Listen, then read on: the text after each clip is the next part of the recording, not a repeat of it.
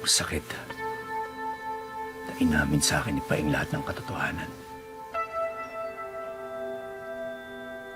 Pinagtakpan niya pala yung tatay niya. At kakampi pala ng sindikato ang tatay niya.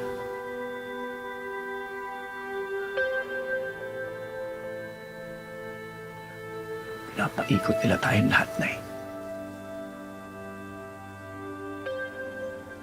At hanggang ngayon, naghahabol pa rin tayo ng hustisya para sa pamilya ko. Anak, kahit naman ako, masama ang loob ko kay Paeng kanina.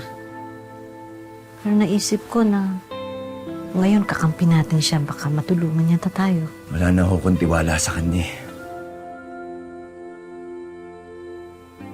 Hindi ko na ho siya gustong makita. Hindi ko na ho siya kailangan. Anak, baka kailangan pakinggan muna natin yung sasabihin ni Paeng. Baka may maibigay siyang tulong sa atin. Hindi ko ho kailangan ng tulong na kahit na sino na o kahit pa si Paeng.